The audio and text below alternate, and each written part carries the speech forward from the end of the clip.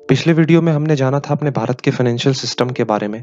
साथ ही साथ financial system के कुछ रेगुलेटर्स होते हैं जिनके बारे में हमने प्रीवियस वीडियो में देखा था। अगर आपने अभी तक वो वीडियो देखा नहीं है तो उस वीडियो का लिंक मैं डिस्क्रिप्शन में डाल रहा हूँ। वहाँ से जाके आप बहुत ही आसानी से उसे देख सकते हो।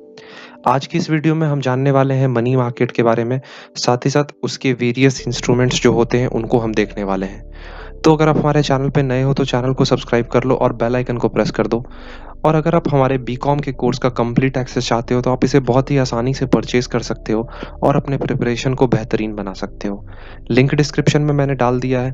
कॉन्टैक्ट नंबर आपको आपकी स्क्रीन पे शो हो रहा होगा। ज़्यादा जानकारी के लिए आप इस नंबर पे कॉन्टैक्ट कर सकते हो। मनी मार्केट एक ऐसा मार्केट है जहाँ पे हम शॉर्ट टर्म्स की सिक्योरिटीज में डील करते हैं। एक्चुअल पीरियड की मैं बात करूँ तो लेस देन 1 ईयर। जितने भी मॉनेटरी एसेट्स जिसके मैच्योरिटी पीरियड 1 साल से कम होते हैं, उसे हम डील करते हैं मनी मार्केट के अंदर।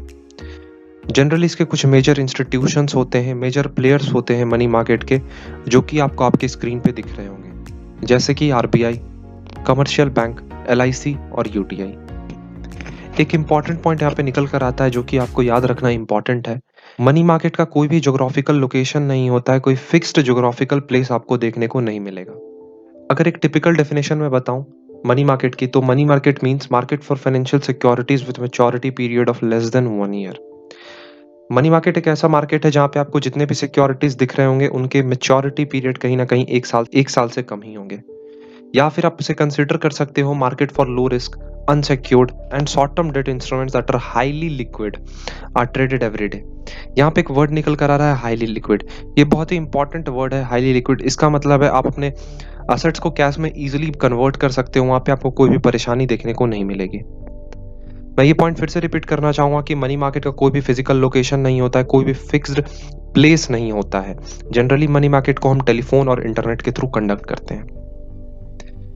अगर मैं हेल्प की बात करूं तो मनी मार्केट हमें हेल्प करता है शॉर्ट टर्म फंड्स को रेज करने में, साथ ही साथ टेम्पररी डिप्लॉयमेंट्स ऑफ फंड, मतलब टेम्पररी पर्पस के लिए हमें फंड्स को कैसे डिप्लॉय करना है, कैसे उसे लगाना है, वो बताता है। कुछ मेजर इंस्टीट्यूशंस हैं, आपको जानना इंपॉर्टेंट है, याद रखना भी बहुत इंपॉर्टेंट है, जैसे कि आरबीआई हो गए, डीएफएचआई हो गए। डीएफएचआई के फुल फॉर्म की अगर मैं बात करूं तो discount and finance house of India. Banks हो गए और कुछ फाइनेंशियल इंस्टीट्यूशन, साथ ही साथ कुछ बिग कॉर्पोरेट हाउसेस भी इसके अंदर आते हैं। कुछ ऐसे फीचर्स हैं जो कि मनी मार्केट को यूनिक बनाते हैं, जैसे कि मनी मार्केट के एसेट्स में आपको लिक्विडिटी देखने को मिलेगा। जनरली ये हाईली लिक्विड होते हैं, मतलब आप अपने एसेट्स बहुत ही इजीली कैश में कन्वर्ट कर सकते हो। मैच्योरिटी पीरियड की बात करूं तो यहाँ पे लेस देन 1 ईयर आपको देखने को मिलता है। जितने भी एसेट्स होते हैं वो उनके मैच्योरिटी पीरियड 1 साल से कम होते हैं। प्लेस ऑफ डीलिंग मैंने आपको ऊपर भी 2 बार रिपीट करके बताया, यहाँ पे कोई भी फिक्स्ड प्लेस नहीं होता है। जनरली ये टेलीफोन्स, मेल, इंटरनेट के थ्रू इसे कंडक्ट करवाया जाता है। एसेट्स की अगर मैं बात करूं तो जितने भी assets short term financial assets होते हैं उन्हीं को इसमें लिया जाता है। कुछ टाइप्स ऑफ मार्केट इसके अंदर आपको देखने को मिलते हैं, सेवरल सब मार्केट्स जो कि इस मार्केट को होमोजेनस बनाते हैं। ब्रोकर्स भी आपको इसके अंदर देखने को मिलते हैं मनी मार्केट में। मनी मार्केट के इंस्ट्रूमेंट को देखने से पहले आपको समझना होगा कि हमारे फाइनेंशियल इंस्टीट्यूशन को 2 पार्ट में कैटेगराइज किया गया है। पहला है ऑर्गेनाइज्ड सेक्टर और दूसरा है अनऑर्गेनाइज्ड सेक्टर। ऑर्गेनाइज्ड सेक्टर्स वैसे सेक्टर है जहां पे रूल्स और एक्टिविटीज को क्लियरली एक मॉनेटरी अथॉरिटी के द्वारा डिफाइन किया जाता हो। हमारे भारत में जैसे मॉनेटरी अथॉरिटी हमारा आरबीआई है, हमारा सुप्रीम पावर है बैंकों का, तो जितने भी एक्टिविटीज होंगे, रूल्स होंगे, उसको सिस्टमैटिकली डिफाइन किया जाता है आरबीआई के द्वारा। वैसे सेक्टर को हम नाम देते हैं ऑर्गेनाइज सेक्टर। वही मैं बात करूं अनऑर्गेनाइज सेक्टर की, तो अनऑर्गेनाइज सेक्टर वैसा सेक्टर है जिस एक्टिविटीज और रूल को सिस्टमैटिकली आरबीआई के द्वारा या फिर मॉनेटरी अथॉरिटी के द्वारा डिफाइन नहीं किया जाता हो। तो ये पॉइंट यहाँ पे इंपॉर्टेंट निकल कर आता है कि ऑर्गेनाइज सेक्टर और अनऑर्गेनाइज सेक्टर क्या है। अब आपको आपकी स्क्रीन पे दिख रहा होगा हमारे भारत के मनी मार्केट का स्ट्रक्चर। ये बहुत ही इंपॉर्टेंट स्ट्रक्चर है, चाहो तो याद रख सकते हो। हमारे भारत के मनी मार्केट को 2 पार्ट में कैटेगराइज किया गया है। सबसे फर्स्ट है फाइनेंशियल इंस्टीट्यूशंस और दूसरा है फाइनेंशियल इंस्ट्रूमेंट्स। फाइनेंशियल इंस्टीट्यूशन के बारे में मैंने आपको बताया, इसके अंदर आपको ऑर्गेनाइज्ड और अनऑर्गेनाइज्ड 2 सेक्टर देखने को मिलते हैं। साथ ही साथ इनके अंदर और भी बाइफरकेशन है जो कि अभी आपको जानना इंपॉर्टेंट नहीं है। ये सारा कुछ आपने पढ़ रखा है कि पब्लिक सेक्टर होता क्या है, प्राइवेट सेक्टर होता क्या है।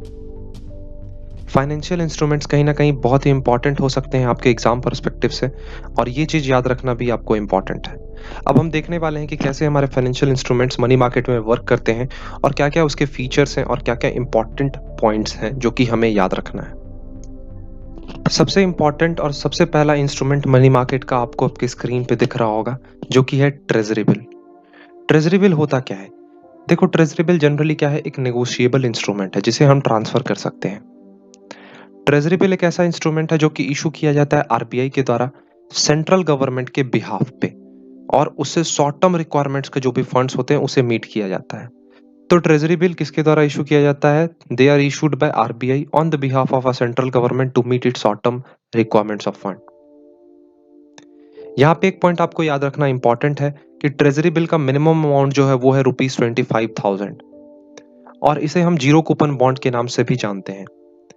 नेक्स्ट पॉइंट इसमें आपको याद रखना है कि यहाँ पे जनरली लिटिल और प्रैक्टिकली नो रिस्क आपको देखने को मिलता है। साथ ही साथ इसमें कोई भी ट्रांजैक्शन कॉस्ट आपसे चार्ज नहीं किया जाता है। एक चीज यहाँ पे एक पॉइंट है आपको याद रखना है कि जैसे मैंने आपको स्टार्टिंग में बोला कि ट्रेजरी बिल हमारा नेगोशिएबल इंस्ट्रूमेंट है। इसका ये मतलब है कि आप इसे फ्रीली ट्रांसफर कर सकते हो। वही मैं बात करूं मैच्योरिटी पीरियड की, जो कि इंपॉर्टेंट पॉइंट है। मैच्योरिटी पीरियड यहाँ पे 3 पॉइंट्स में आपको याद रखना होगा: 91 डेज, 182 डेज और 364 डेज। ऑप्शंस अगर आपको एग्जाम्स में आते हैं ये तीनों ही, तो वहां पे आपको ऑल ऑफ द एबव भी ऑप्शन दिख रहा होगा। नेक्स्ट इंस्ट्रूमेंट आपकी स्क्रीन पे आ चुका है, जो कि है कमर्शियल पेपर। कमर्शियल पेपर की अगर मैं बात करूं तो कमर्शियल पेपर एक हमारा शॉर्ट टर्म और अनसिक्योर्ड प्रोमिसरी नोट है। प्रोमिसरी नोट करेंसी नोट नहीं है, ना ही बैंक नोट है। ये चीज आप याद रखना। जनरली प्रोमिसरी नोट हम उसे कहते हैं जिसे हम फ्रीली ट्रांसफर कर पाते हो। तो कमर्शियल पेपर भी हमारा एक शॉर्ट टर्म प्रोमिसरी नोट है। कमर्शियल पेपर को हम डिस्काउंट पे इशू करते हैं to the face value. Commercial paper generally वैसी कंपनी के द्वारा इशू किया जाता है जिनका क्रेडिट वर्दीनेस बहुत ही हाई हो, means issued by large credit worthy company to raise short term funds at a lower rates of interest than the market rates. Return की अगर मैं बात करूं तो जनरली कॉमर्शियल पेपर में आपको हायर रिटर्न्स देखने को मिलता है। वहीं मैच्योरिटी पीरियड की अगर बात करूं तो वो है इसका 15 डेज टू 1 ईयर। अगर मैं कमर्शियल पेपर के हिस्ट्री के बारे में बात करूं तो इसे गया था on the recommendation of a vagal group of the RBI, और डेट की अगर मैं बात करूं तो ये 27 मार्च ऑफ 1989। आप 1990 भी कंसीडर कर सकते हो। बहुत सारे बुक्स में आपको 1990 देखने को मिलेंगे और 1989 देखने को मिलेंगे। जनरली फोकस में लेकर चलना है आपको 1989। मिनिमम डिनोमिनेशन एक यहाँ पे इंपॉर्टेंट रोल प्ले करता है आपके एग्जाम में। तो आपको याद रखना होगा कि मिनिमम डिनोमिनेशन कमर्शियल पेपर का है 5 लाख रुपीज, इससे कम नहीं हो सकता है। पॉइंट और आप चाहो तो याद रख सकते हो कि कमर्शियल पेपर को कोई भी सब्सक्राइब कर सकता है, चाहे वो इंडिविजुअल हो या कोई बैंकिंग कंपनी हो या फिर कॉर्पोरेट्स हो, साथ ही साथ एनआरआईज भी हो, वो भी इसे सब्सक्राइब कर सकती हैं। नेक्स्ट इंपॉर्टेंट इंस्ट्रूमेंट आपकी स्क्रीन पे आ चुका है, जो कि है कॉल मनी।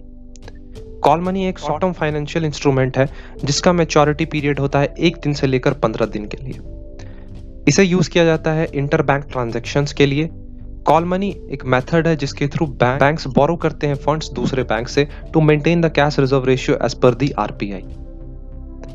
इंटरेस्ट रेट जो भी कॉल मनी पे किया जाता है उसे हम नाम देते हैं कॉल रेट। एक पॉइंट चाहो तो आप याद रख सकते हो, ये जो इंटरेस्ट रेट होता है वो वेरी करता है day to day, hour to hour और centre to centre.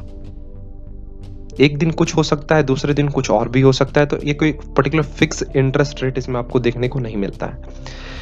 Next instrument आपकी स्क्रीन पे आ चुका है, जो कि है सर्टिफिकेट डिपॉजिट। सर्टिफिकेट डिपॉजिट एक अनसिक्योर्ड इंस्ट्रूमेंट है जो कि कमर्शियल बैंक और वेरियस फाइनेंशियल इंस्टीट्यूशंस के द्वारा इशू किया जाता है।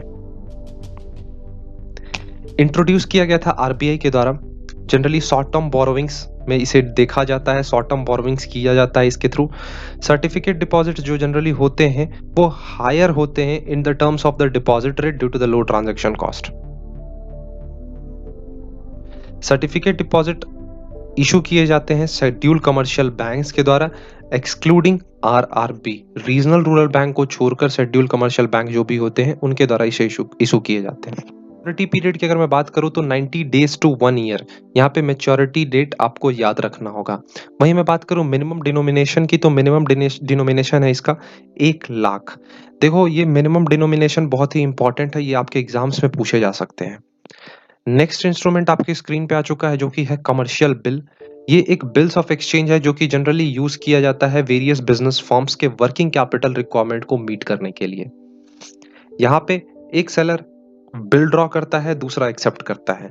When the bill is accepted by the buyer, it becomes the marketable instrument और इसे हम नाम देते हैं ट्रेड बिल। इसे हम डिस्काउंट करवा सकते हैं बैंक के थ्रू जब सेलर को फंड्स की जरूरत होती है, या फिर मैच्योरिटी तक तो आप इसे लेकर जा ही सकते हो। लेकिन अगर मैच्योरिटी से पहले आपको फंड्स की जरूरत है तो आप बैंक्स में जाके इसे डिस्काउंट करवा सकते हो। तो ये कुछ टोटल 5 टाइप्स के इंस्ट्रूमेंट है जो कि आपको याद रखना इंपॉर्टेंट है। आज की इस वीडियो में मैंने आपके साथ डिस्कस किया मनी मार्केट के बारे में, मनी मार्केट के फीचर्स के बारे में, साथ ही साथ मनी मार्केट के वेरियस इंस्ट्रूमेंट के बारे में। ये वीडियो बहुत ही इंपॉर्टेंट था आपके एग्जाम के लिए। कैसा लगा वीडियो कमेंट सेक्शन में जरूर बताना। मिलेंगे नेक्स्ट वीडियो में, तब तक के लिए थैंक यू और बाय।